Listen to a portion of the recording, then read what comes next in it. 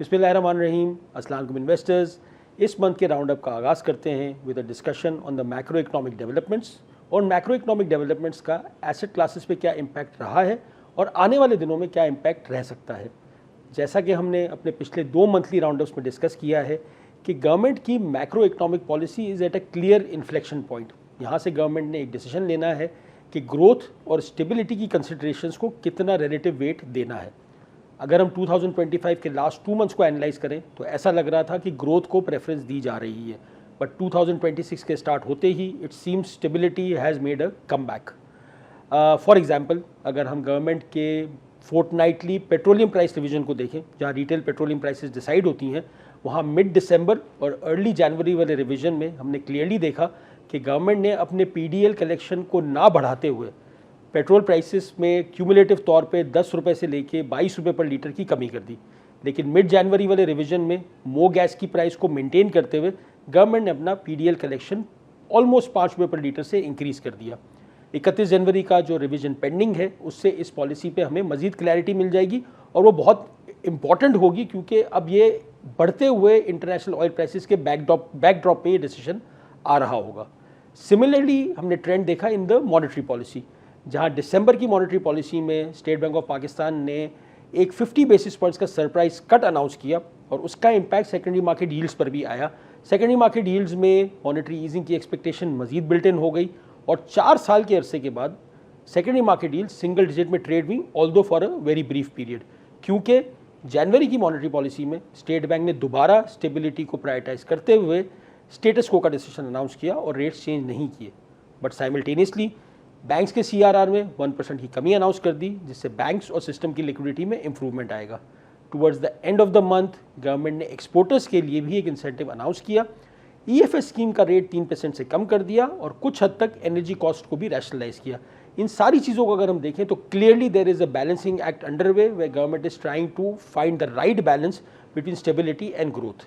अब इस balancing act का एसेट मार्केट्स पे क्या असर रहा, तो जैसा हमने डिस्कस किया, यील्ड्स एक तरफ पहले नीचे गई, स्टेटस को के बाद पुल बैक हुआ, तो January for the fixed income market was definitely a volatile month. PSX ने अपना महीने का आगाज़ किया था एक बड़े पुरजोश तरीके से। न्यू ईयर इम्पैक्ट भी था, मॉनेटरी पॉलिसी ईजिंग एक्सपेक्टेशंस भी थी। इन सब का कंबाइंड इम्पैक्ट ये हुआ कि मार्केट एक पॉइंट पे was up 8% for the month. लेकिन towards the end of the month geopolitical noise में इंक्रीज़ आया। ईरान और यूएस के टेंशन की वजह से हमने देखा कि ऑयल प्राइसेस में एक बहुत शॉर्ट पीरियड में 10% का इंक्रीज़ हो गया। साथ ही साथ मॉनेटरी पॉलिसी में कट ना आना, उसने भी सेंटिमेंट्स को कुछ हद तक टेम्पर किया। तो towards the end of the month हमने मार्केट में करेक्शंस ही देखी, जिसकी वजह से मंथ का return although impressive at 6% month on month, but definitely not at the highest level that it had seen during the month. Going forward obviously macro economic factors का एक बहुत गहरा ताल्लुक रहेगा मार्केट के डायरेक्शन के साथ। अगर गवर्नमेंट कोई पॉपुलिस्ट मेजर्स लेती है तो शायद वो नियर टर्म अर्निंग्स ग्रोथ के लिए बेहतर हो, बट अगर ये ओवरडू हो गया then people will start thinking about the pace of re rating. हमने अपने रीसेंट रैपिड रीड्स में भी इस चीज़ को डिस्कस किया है।